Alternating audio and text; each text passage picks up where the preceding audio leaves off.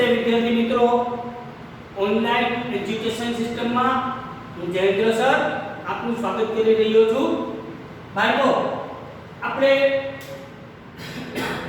ગયા વખતે નૈસર્ગિક સ્ત્રોતનું ટકાઉ વિકાસ અથવા તો ટકાઉ વ્યવસ્થાપન એનો અભ્યાસ કરી ગયા હતા, જેમાં નૈસર્ગિક સ્ત્રોત કેવી રીતે પ્રદૂષિત થાય છે, કાર્બન ડાયોક્સાઇડનું પ્રમાણ કેટલું છે એને ઘટાડવા માટે વિશ્વ લેવલે કરેલા પ્રયત્નો એના વિશે આપણે માહિતી મેળવી ગયા. હવે ગંગા સફાઈ યોજના આપણે નૈસર્ગિક સ્ત્રોત કેટલું પ્રદૂષિત છે એને ચકાસવા માટે એક પ્રયોગ પણ કરી શકાય છે. આપણી ઘરે નળનું કોર્પોરેશનનું જે પાણી આવે છે તે અને ખુલ્લા કોઈ નદી તળાવમાં જે પાણી છે એ એસિડિક છે કે બેઝિક છે કે તટસ્થ છે એને ચકાસવા માટે આપણે એક પ્રયોગ કરી શકાય છે. બાળકો, આપણે સૌપ્રથમ તો બે કસનળી લઈએ. આ બંને કસનળીની અંદર એક કસનળીને A નામ આપીએ, બીજી કસનળીને B નામ આપીએ. એક કસનળીની અંદર આપણે નળનું પાણી ભરીએ છીએ, જે આપણી ઘરે કોર્પોરેશનમાં આવે છે એ નળનું પાણી, અને બીજી કસનળીમાં તળાવનું પાણી ભરીએ. તમે કેમિસ્ટ્રીની અંદર pH માપક્રમ વિશે અભ્યાસ કરી ગયા છો. કોઈ પણ દ્રાવણ છે એ એસિડિક છે કે બેઝ છે એને ચકાસવા માટે pH માપક્રમ છે એ ઉપયોગી બનતા હોય છે. એસિડિક અને બેઝિકતા ચકાસવા માટે pH પત્ર, pH સૂચક, લિટમસ પેપર આના વિશે પણ તમે અભ્યાસ કરી ગયા છો. હવે આપણે એ જ સૂચકનો ઉપયોગ કરી pH સૂચક છે એનો ઉપયોગ કરી અને આ પાણી એસિડિક છે કે બેઝિક છે એની તપાસ કરીએ તો નળના પાણીમાં જ્યારે આપણે pH સૂચકના 2-3 ટીપા ઉમેરશું તો જે નળનું પાણી છે એ બાળકો પીળા રંગનું થઈ જશે. આ ઉપરાંત લિટમસ પેપર એસિડ બેઝ ચકાસવા માટે સામાન્ય વપરાતા પદાર્થો છે. લિટમસ પેપરને જ્યારે આપણે નળના પાણીમાં ઉમેરશું તો લાલ લિટમસ પેપર છે એ લાલ જ રહેશે, રંગ પરિવર્તન નહીં થાય. ભૂરું લિટમસ પેપર પણ ભૂરું જ રહેશે, એમાં પણ રંગ પરિવર્તન જોવા નહીં મળે બાળકો. તો એનો મતલબ નળનું પાણી છે એ તટસ્થ છે, એ એસિડ પણ નથી અને બેઝ પણ નથી. જ્યારે આપણે તળાવમાંથી જ્યારે પાણી લીધું છે, સેમ પ્રયોગ કરીએ. આપણે તળાવના પાણીની અંદર pH સૂચકના 2-3 ટીપા ઉમેરીએ તો તળાવનું પાણી બાળકો લાલ રંગનું આપણને જોવા મળશે. લાલ કલરનું થઈ જાય. pH સૂચકની જે બોટલ હોય એના ઉપર જુદા જુદા રંગ અંકિત કરેલા હોય કે કયો રંગ આવે તો એની pH કેટલી એવું પણ એમાં દર્શાવેલું હોય છે. એટલે જુદા જુદા સૂચક આંકની બોટલમાં રંગ અંકિત કરેલા હોય અને સામે એની pH લખેલી હોય. હવે આમાં જો આપણે લિટમસ પેપર ઉમેરશું તો તે ભૂરું લિટમસ પેપર એ લાલ રંગમાં રૂપાંતર થશે. ભૂરું લિટમસ પેપર લાલ રંગ બને છે. તો આમ ભૂરું લિટમસ પેપર લાલ રંગ બનાવે તો તમે એ કેમિસ્ટ્રીના ચેપ્ટરમાં ભણ્યા છો તો એ દ્રાવણ એસિડિક હશે. તો આ પ્રયોગ ઉપરથી એવું સાબિત થાય કે તળાવનું પાણી જે છે એ એસિડિક છે અને નળનું પાણી છે એ તટસ્થ છે. એટલે નળનું પાણી છે એ આપણા માટે પીવા માટે અથવા તો પીવા લાયક વપરાશ કરવા માટે હોય છે, જ્યારે નદીનું પાણી જે છે તે તળાવનું પાણી છે એ એસિડિક પાણી છે, જે આપણા માટે નુકસાન કરે. આપણા માટે તો નુકસાનકારક છે જ બાળકો, પણ દરિયાની અંદર અથવા તો પાણીની અંદર જે જીવસૃષ્ટિ વસે છે એના માટે પણ એ નુકસાનકારક છે. આજે આપણે ઉદ્યોગોમાંથી જે પ્રદૂષિત પાણી નીકળે, ઘર વપરાશનું પ્રદૂષિત પાણી નીકળે છે, આવા પાણી નદીમાં, તળાવમાં છોડી દેવામાં આવે છે, જેના પરિણામે પાણીની pH ઘટે છે અને એ પાણી એસિડિક બની જાય છે. આવા એસિડિક પાણીની અંદર જીવસૃષ્ટિના અસ્તિત્વ સામે પણ જોખમ ઊભું થતું હોય છે. તો આમ પાણી એસિડ છે કે બેઝ છે એને આપણે લિટમસ પેપર, pH સૂચક, pH પત્રક એની મદદથી ચકાસી શકાય છે. ઓકે વિદ્યાર્થી મિત્રો,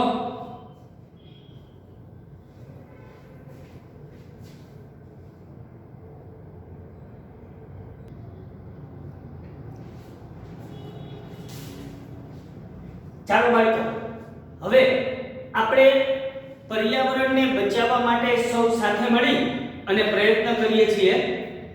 પર્યાવરણને બચાવવા માટે 5R ની રીત ખૂબ ઉપયોગી છે. 5R ની રીત એટલે અહીંયા 5 તબક્કાઓ તમને સમજાવે છે જે પર્યાવરણને બચાવવા માટે ખૂબ જ ઉપયોગી છે. મહત્વનું કે આ તબક્કાઓની શરૂઆત R થી થાય છે. દાખલા તરીકે રિડ્યુસ એટલે કે ઓછું કરવું, રિસાયકલ પુનઃચક્રીયકરણ કરીને ઉપયોગમાં લેવું, રીયુઝ ફરીથી ઉપયોગ કરવો, રીપર્પસ નો મતલબ આપણો થાય છે હેતુફેર કરવો, અને રિફ્યુઝ. તમામ મુદ્દા અથવા તો તમામ પોઈન્ટ્સ એની શરૂઆત R થી થાય છે. એટલે આપણને આ પ્રશ્ન એવી રીતે સમજાવવામાં આવે છે કે પર્યાવરણને બચાવવા માટે 5R ની રીત સમજાવો. તો 5R ની રીતમાં પહેલી આપણી રીત છે રિડ્યુસ. રિડ્યુસ નો મતલબ થાય છે ઓછું કરવું. શું ઓછું કરવું? તો કે નૈસર્ગિક સ્ત્રોતનો વપરાશ ઓછો કરવો.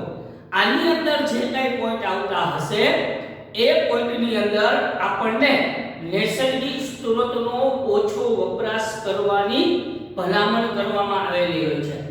તો આપણે એક પછી એક એના મુદ્દાઓનો અભ્યાસ કરવાનો છે. એટલે પર્યાવરણને બચાવવા માટેની 5R ની રીત, જેમાં પહેલો R છે રિડ્યુસ, ઓછું કરવું, જેમાં નૈસર્ગિક સ્ત્રોતનો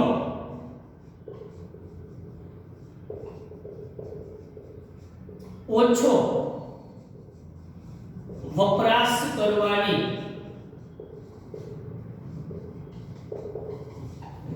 બાબત સૂચવવામાં આવેલી છે. જેમ કે તો ભાઈ પાણીનો દુરુપયોગ અટકાવવો. આપણે બિનજરૂરી પાણીનો ઘણો બગાડ કરીએ છીએ, તો આજે પાણીનો દુરુપયોગ થઈ રહ્યો છે એ અટકાવવો એટલે ઓછો કરવો, જેથી આપણે પાણીને લાંબા સમય સુધી સાચવી શકાય છે. ગેસ અને પાણીની કાણાવાળી નળીનું તાત્કાલિક સમારકામ કરવું. ગેસની લાઈન ક્યાંક લીકેજ થઈ જતી હોય, પાણીની લાઈન અહીં તો આપણે જોઈએ છીએ રસ્તાઓ બનાવવા સમયે જેસીબીનો ઉપયોગ થાય અને રોડને ખુલે છે અથવા તો કાંઈ ખાડો ખોદવાનો હોય તો પાણીની લાઈન તાત્કાલિક તૂટી જાય છે, લીકેજ થઈ જાય છે. તો આવા સમયે એ પાણીની લાઈનનું તાત્કાલિક સમારકામ કરવું જોઈએ, કારણ કે નહીતર તો કેટલું પાણી બિનજરૂરી વેડફાઈ જાય. ન્યૂઝપેપરની અંદર આપણે ઘણીવાર એવું જોતા જોઈએ છીએ કે જમીનમાં ખાડો ખોદતી વખતે પાણીની લાઈન છે એ તૂટી જાય છે અને કલાકો સુધી એને રિપેર કરવામાં નથી આવતી, તો કેટલું બિનજરૂરી પાણી વેડફાઈ જાય છે. તો એ ખરેખર ગેસની લાઈન છે, પાણીની લાઈન છે, એ જો આવી રીતે લીકેજ થઈ જાય તો એનું તાત્કાલિક સમારકામ કરવું જોઈએ વિદ્યાર્થી મિત્રો. એટલે પાણીનો દુરુપયોગ અટકાવવો, ગેસ અને પાણીની લાઈનનું તાત્કાલિક સમારકામ કરવું. સૌર ઉર્જાથી ચાલતા સાધનો વિકસાવવા જોઈએ. સૂર્ય ઉર્જાથી ચાલતા હોય એવા સાધનો વિકસાવવા. સોલાર કુકર છે, સોલાર હીટર છે. હવે તો આપણે ખબર છે આપણા રૂફટોપ, ઘરની અગાસી ઉપર સોલાર રૂફટોપ જેમાં વીજળી ઉત્પન્ન કરવામાં આવે છે. આ વીજળીના યુનિટ છે એ આપણને આપણા લાઇબ્રેરીમાંથી બાદ મળે છે કે જેટલી વીજળી ઉત્પન્ન થાય. તો આવા સૂર્ય ઉર્જાથી ચાલતા હોય અથવા તો સોલાર ઉર્જાનો ઉપયોગ થતો હોય એવા સાધનોનો ઉપયોગ કરવો. એટલે સૌર ઉર્જાથી ચાલતા સાધનોનો ઉપયોગ કરવો કરવો જોઈએ, ખનિજનો વારંવાર અને પુનઃ ઉપયોગ કરવો, જેથી ખાણ ખોદકામ ઓછું કરવું પડે. પૃથ્વીના પેટાળમાંથી આપણે જે ખનિજ કાઢીએ છીએ એ ખનિજનો વારંવાર ઉપયોગ થાય એવી પદ્ધતિ વિકસાવો, એનો પુનઃ ઉપયોગ થાય, એકવાર ઉપયોગ થઈ ગયા વળી પાછો એનો ઉપયોગ થઈ શકે. કારણ કે આપણે જો એવી પદ્ધતિઓ વિકસાવશું, વારંવાર એનો ઉપયોગ કરવાની પદ્ધતિઓ વિકસાવશું, તો એટલું આપણે પૃથ્વીના પેટાળમાંથી ખનિજ કાઢવું નહીં પડે.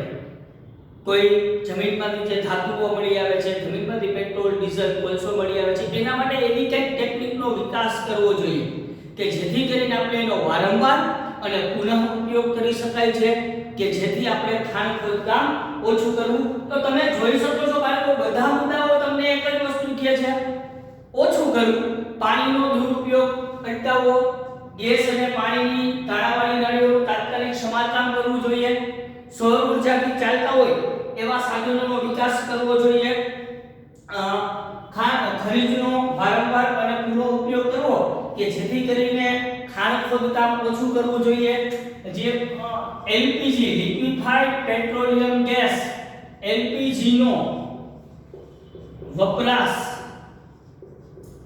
ઓછો કરવો જોઈએ, એલપીજી લિક્વિફાઈડ પેટ્રોલિયમ ગેસનો વપરાશ ઓછો કરવો, જરૂર ન હોય ત્યારે લાઈટ અને પંખાની સ્વિચ બંધ રાખવી જોઈએ. આપણે ઘણી વખત જરૂરિયાત વગર પણ લાઈટ અને પંખો ચાલુ હોય, જરૂરિયાત ન હોય તો લાઈટ અને પંખાની સ્વિચ બંધ રાખવી જોઈએ. તો આ તમામ પોઈન્ટ્સ રિડ્યુસ ઓછું કરવું એવું સૂચવે છે. તો પર્યાવરણને બચાવવાના આપણા જે જુદા જુદા આગની રીત છે એમાંની પહેલી છે રિડ્યુસ, ઓછું કરવું, જેમાં નૈસર્ગિક સ્ત્રોતનો ઓછો વપરાશ કરવાનો આપણને ભલામણ કરવામાં આવી છે. પાણીનો દુરુપયોગ અટકાવવો, ગેસ અને પાણીની કાણાવાળી નળીઓ હોય એટલે કે તૂટી હોય, લીકેજ થયો તેનું તાત્કાલિક સમારકામ કરવું, સૂર્ય ઉર્જાથી ચાલતા હોય એવા સાધનોનો ઉપયોગ કરવો જોઈએ, ખનિજનો વારંવાર અને પુનઃ ઉપયોગ કરી અને ખાણ ખોદકામ ઓછું કરવું જોઈએ, એલપીજી લિક્વિફાઈડ પેટ્રોલિયમ ગેસ એનો વપરાશ ઓછો કરવો જોઈએ, જરૂરિયાત ન હોય તો બિનજરૂરી લાઈટ અને પંખાની જે સ્વિચ છે એને બંધ રાખવી જોઈએ. તો પર્યાવરણને બચાવવાનો પહેલો આપણો આ છે રિડ્યુસ, ઓછું કરવું. ઓકે, બીજો આપણો પર્યાવરણને બચાવવાનો આ છે રીસાયકલ, પુનઃ ચક્રીયકરણ.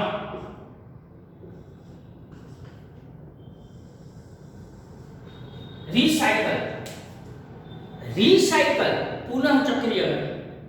આ મુદ્દાની અંદર એવું સમજવાનું છે બાળકો કે કેટલીક વસ્તુઓ ઉપયોગમાં લઈ લીધા બાદ એને ગરમ કરી, પીગાળી અને એમાંથી નવી ચીજ વસ્તુનો ઉપયોગ કરવો છે. તો નવી વસ્તુ બનાવી અથવા તો જે વસ્તુ હતી એને પાછી બનાવવી જોઈએ. દાખલા તરીકે આપણે કહું જે પ્લાસ્ટિકની ડોલ હોય કે જેમાં આપણે પાણી ભરવા માટે એનો ઉપયોગ કરતા હોઈએ છીએ, તો આ પ્લાસ્ટિકની ડોલ તૂટી જાય, લીકેજ થઈ જાય, તો પછી એને ગરમ કરો, પીગાળી એમાંથી નવી ડોલ બનાવો, અથવા તો પ્લાસ્ટિકના નાના ડબલા, નાના કેન આવું બનાવી એનો પુનઃ ઉપયોગ કર્યો કહેવાય, રીસાયકલ છે. તો રીસાયકલની અંદર ઉપયોગમાં લીધેલી વસ્તુને ગરમ કરી, પીગાળી, રીસાયકલમાં ઉપયોગમાં લીધી વસ્તુને ગરમ કરી, પીગાળી તેમાંથી મૂળ વસ્તુ પાછી મેળવવી અથવા નવી વસ્તુ બનાવવી. ગરમ કરી, પીગાળી એમાંથી મૂળ વસ્તુ પાછી મેળવવાની એટલે કે છે એની વસ્તુ બનાવીએ, અથવા તો એમાંથી કોઈ નવી વસ્તુનો ઉપયોગ કરીએ, નવી વસ્તુ બનાવીએ. વાસણ, ઘરેણાં એ ઉપયોગ તૂટી જાય એવું કંઈક થાય તો તરત એને ગરમ કરી પીગાડી અને નવા વાસણ અને નવા ઘરેણા બનાવવા જોઈએ. ઘરેણામાં તો આપણે એવું કરીએ જ છીએ ને, સોનાનું ચેન હોય, સોનાની કોઈ વસ્તુ હોય તો એ તૂટી જાય તો ફેંકી થોડાક દઈએ છીએ.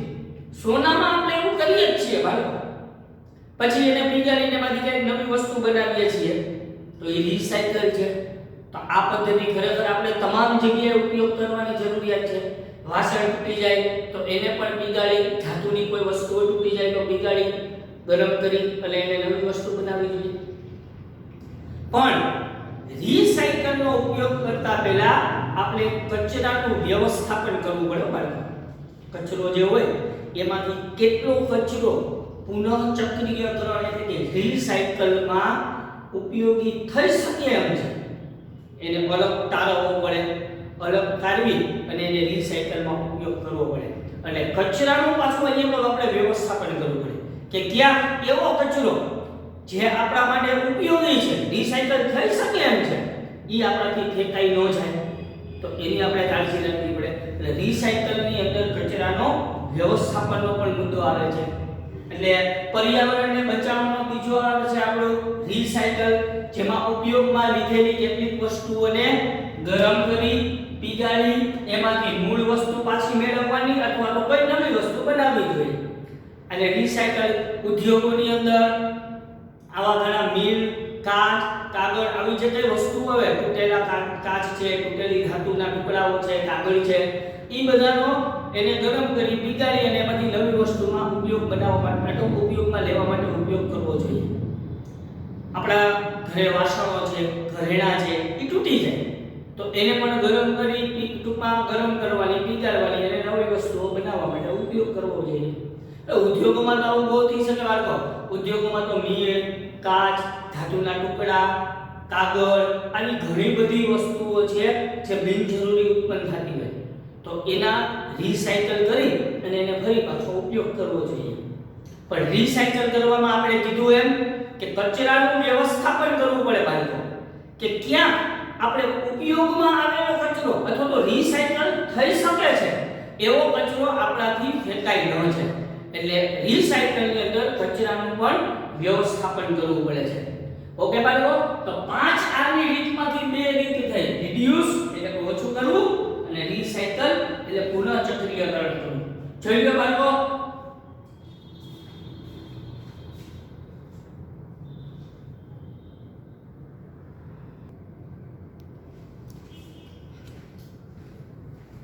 ચાલો બાળકો, પર્યાવરણને બચાવવા માટેની 2 આરવીવી જેમાં રિસાયકલ એનો આપણે અભ્યાસ કર્યો અને રિડ્યુસ ઓછું કરવું એનો અભ્યાસ કર્યો.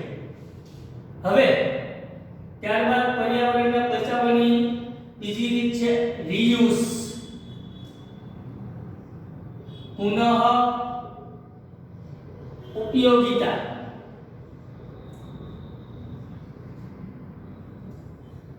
આની પહેલા બાળકો આપણે જે અભ્યાસ કર્યો એ તો રિસાયકલ, પુનઃ ચક્રીયકરણ. પણ પુનઃ ચક્રીયકરણમાં પણ ઊર્જાની જરૂર પડે. શું કામ? તો આપણે એવું કીધું કે જે વસ્તુઓ હોય એને ગરમ કરવું, પીગાળવું, એમાંથી નવી વસ્તુ બનાવવી. તો એને ગરમ કરવા અને પીગાળવામાં ઊર્જાની તો જરૂર પડશે ને. તમારે ગરમ કરવા માટે કંઈક બળતણ વાપરવું પડશે, એના માટે પ્રોસેસ કરવી પડશે. તો એની કમ્પેરમાં રીયુઝ છે એ સર્વશ્રેષ્ઠ છે, જેની અંદર ઉપયોગમાં લેવાયેલી વસ્તુનો પુનઃ ઉપયોગ કરવો એવું સૂચવવામાં આવેલું છે. એટલે રિસાયકલ અને રીયુઝ આ બેની કમ્પેર કરે તો રીયુઝ છે એ સર્વશ્રેષ્ઠ ગણવામાં આવે છે. રીયુઝ ની અંદર ખાસ કરીને દીવાલો શણગારવા,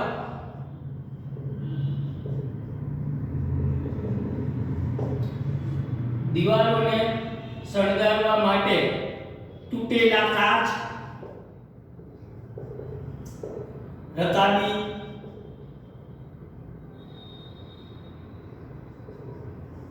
ચિનાઈ, માટીના કપ, ડીશ, વગેરેનો ઉપયોગ કરવો જોઈએ.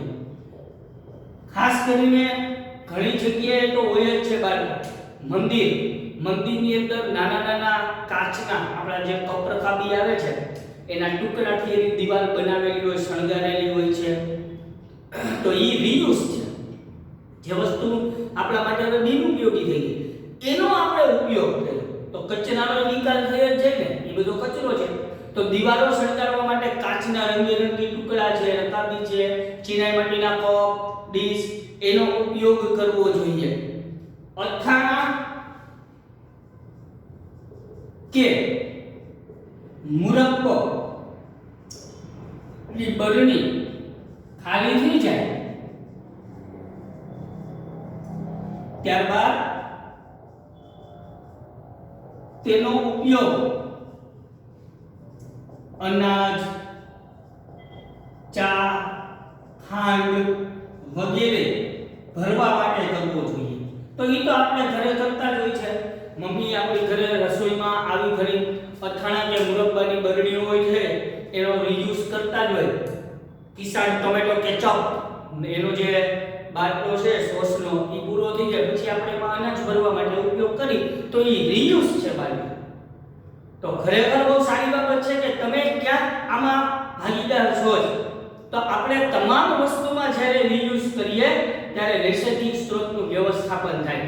એટલે રીસાયકલ એની કમ્પેરમાં રીયુઝ વધારે સારું છે બાળકો. રીસાયકલમાં આપણે એવી વાત કરેલી છે કે આપણે વસ્તુને ગરમ કરવી પડે છે, પીગાળવી પડે છે.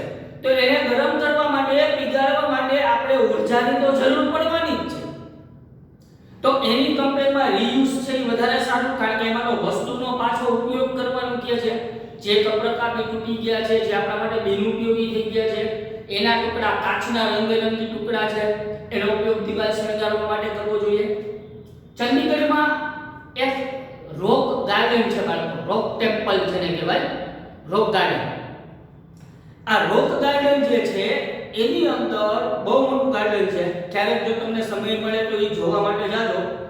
એની અંદર વેસ્ટમાંથી બેસ્ટ, જેને આપણે ખરેખર વેસ્ટમાંથી બેસ્ટ કહીએ, બહુ મોટું ગાર્ડન. એમાં માણસની કલાકૃતિઓ છે, રાજાના મહેલો છે એ બનાવેલા હોય, સૈન્ય બનાવેલું હોય, ટૂંકમાં પક્ષીઓ, અસંખ્ય પ્રાણીઓ, આવી બધી આકૃતિઓ બનાવેલી છે. આ બધી આકૃતિઓને જે એને સુશોભન ડેકોરેટ કર્યું છે એ આવી વસ્તુઓમાંથી જ કરેલું હોય છે. તૂટી ગયેલી બંગડી, તૂટી ગયેલા રંગબેરંગી કાચ, તૂટી ગયેલા કપરખાબી એનો ઉપયોગ કરી અને એ આખું ટેમ્પલ બહુ મોટું છે. તો એ રોક ગાર્ડન જોવા જેવું છે, ક્યારેક જાજો. એ રીયુઝનો એક બેસ્ટ નમૂનો છે. તો બાળકો, પર્યાવરણને બચાવવાની આ ત્રીજી આગવી રીત છે રીયુઝ. હવે આપણે પર્યાવરણને બચાવવાની પછીની આગવી રીત છે રિફ્યુઝ. ના પાડવી. ના પાડવી. જ્યારે વસ્તુની જરૂરિયાત હોય અથવા તો જે વસ્તુ પર્યાવરણ માટે નુકસાનકારક છે એવી વસ્તુના ઉપયોગ કરવાની અથવા તો એવી વસ્તુ લેવાની ના પાડી દેવી. આપણે પર્યાવરણને બચાવવાનો ઉપયોગ છે રિફ્યુઝ, ના પાડવી. એટલે કે જે વસ્તુ પર્યાવરણ માટે હાનિકારક છે, જે વસ્તુ આપણા માટે જરૂરી નથી, આવી વસ્તુઓની ખરીદવાની જ ના પાડવી. કોઈ આપે તોય ના પાડે. જેમ કે એક જ વખત ઉપયોગ કરી શકાય એવી પ્લાસ્ટિકની થેલી, જેને આપણે ઝબલા કહીએ છીએ. કઈ વસ્તુ લેવા જાય કે ઝબલું આપજો ને આપણે તરત માંગીએ છીએ. તો આવી એક જ વખત ઉપયોગ કરી શકાય એવી પ્લાસ્ટિકની થેલીના ઉપયોગની ના પાડી દેવી. કોઈ આપણને ઝબલું આપે તો એના સામે જ કહી દો, ના ભાઈ નંચો, ઈ નહીં, કાપડની થેલી આપો. એવું ન કહેવાય તો લાઈવ કે લઈ જાવ તમારી રીતે. પણ ખરેખર આ તો વિશ્વ લેવલે કરવાના પ્રયત્ન છે. પણ શરૂઆત તો આપણે એવું સમજીએ કે ભાઈ અમારે નથી, અમે પર્યાવરણને નુકસાન કરવામાં ભાગીદાર બનવાના નથી. આપણે એવું તો એક જ વખત ઉપયોગમાં લઈ શકાય એવી પ્લાસ્ટિકની થેલી ની ના પાડવી જોઈએ. ઉપરાંત એક જ વખત વાપરી શકાય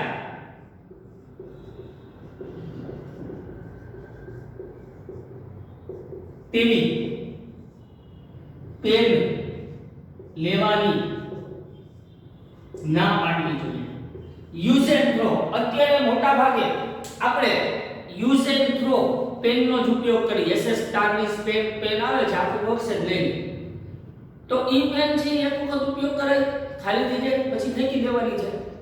તો એક જ વખત વાપરી શકાય છે. તો આવી પેન લેવાની ના પાડવી. એવી પેનનો ઉપયોગ કરો જેમાં તમે રિફિલ નાખી અને પાછી એને ચલાવી શકો છો. તો આવી રીતે એક જ વખત વાપરી શકાય આવી પેન છે એની ના પાડવી. આવું તો ઘણું થર્મોકોલના કપ પ્રકારની, પ્લાસ્ટિકના કપ, ડીશ આવી પર્યાવરણ માટે જે નુકસાનકારક વસ્તુ છે. અત્યારે મોટા ભાગે ક્યાંય ઘર પાસે કે ઘરે નાનો પ્રસંગ હોય તો આપણે થર્મોકોલની ડીશનો ઉપયોગ કરીએ છીએ, જેમાં આપણે જમી અને એ ડીશ છે એ પછી આપણે ફેંકી જ દઈએ છીએ. તો આવી પ્લાસ્ટિકના કપ છે, ચાના પ્લાસ્ટિકના કપ છે, તો એ ઉપયોગ કરી પછી કપ ફેંકી દેવાનો છે. એનો પાછો રીયુઝ નથી થતો, એનો પાછો રિસાયકલ નથી થતું, કાંઈ નથી થતું. તો આવા પ્લાસ્ટિકના કપ પ્રકારની ડીશ, થર્મોકોલની ડીશ આનો ઉપયોગ કરવાની ના પાડી દેવી જોઈએ. તો આ રિફ્યુઝ, પર્યાવરણને બચાવવાની ચોથી આગવી રીત છે ના પાડવી. પછી છે રીપર્પસ.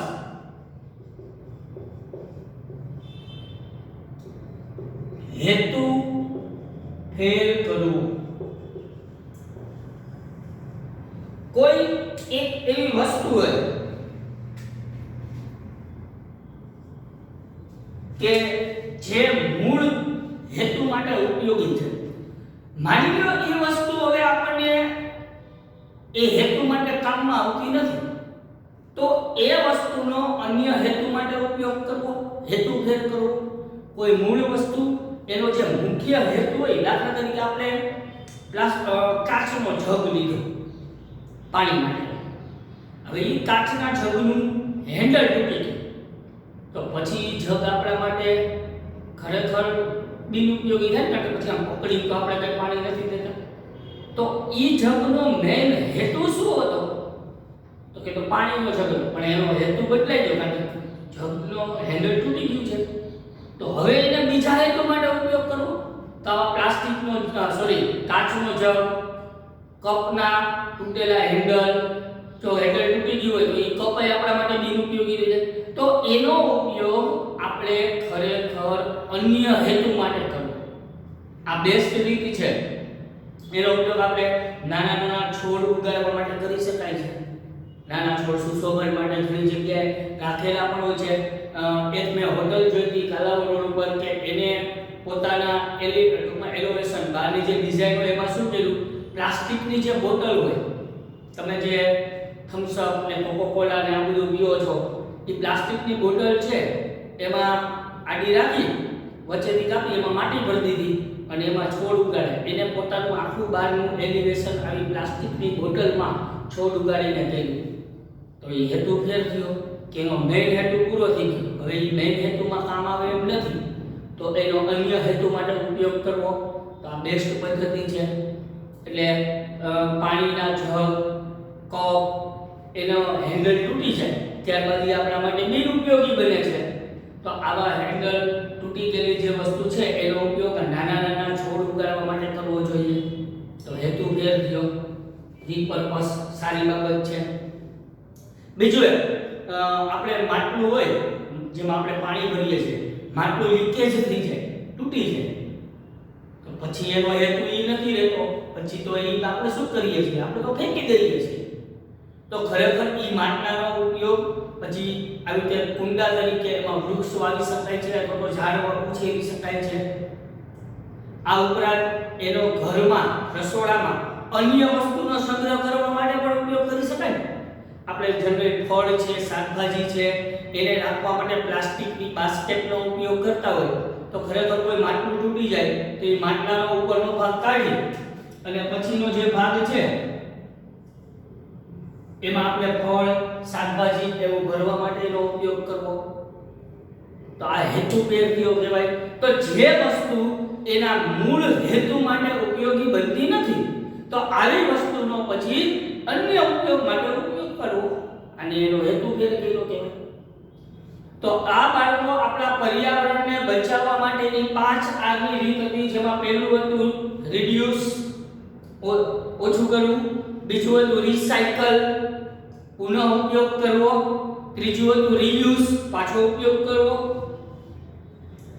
રિસાયકલ પુનઃચક્રીયકરણ, રીયુઝ એટલે પાછો ઉપયોગ કરવો, ચોથું છે રિફ્યુઝ એટલે કે ના પાડવી જોઈએ, રીપર્પસ એટલે કે કોઈ પણ પદાર્થ જે હેતુ માટે બન્યો છે હવે ઈ હેતુમાં ઉપયોગ થઈ શકે એમ નથી તો એનો અન્ય ઉપયોગ માટે હેતુ કરવો જોઈએ. તૂટેલા માટલા છે એમાં તમે વૃક્ષ ટૂંકમાં કોઈ છોડ વાવી શકો છો, કુંડા તરીકે એનો ઉપયોગ કરી અને આપણે વૃક્ષારોપણ કરી શકાય છે. ઘરમાં રસોડામાં કોઈ પણ વસ્તુને ભરવા માટે એનો ઉપયોગ કરી શકાય છે. એવી જ રીતે જગ તૂટી ગયો હોય અથવા તો જગનું હેન્ડલ તૂટી ગયું હોય, કપનું જે પકડવા માટેનું હેન્ડલ જે તૂટી જાય તો એમાં પણ છોડ ઉગાડવા માટે ઉપયોગ કરવો જોઈએ. તો આ રીપર્પસ થયો, એનો હેતુ ફેર થઈ ગયો. તો આ પર્યાવરણને બચાવવા માટેની 5 આગની રીત છે બાળકો, જેનાથી આપણે નૈસર્ગિક સ્ત્રોતનું વ્યવસ્થાપન સારામાં સારી રીતે થઈ શકે. તો નૈસર્ગિક સ્ત્રોતના વ્યવસ્થાપન માટે આપણે બધાએ આ પર્યાવરણને બચાવવાની 5 આગની જે રીત છે એનો ઉપયોગ કરવો જોઈએ. ઓકે વિદ્યાર્થી મિત્રો, તો અહીંયા 3 આગનો છે. એક આગ તો આપણો રિડ્યુસ અને બીજો આગ તો રિસાયકલ. આ 5 આગ પર્યાવરણને બચાવવા માટેની છે. હવે જો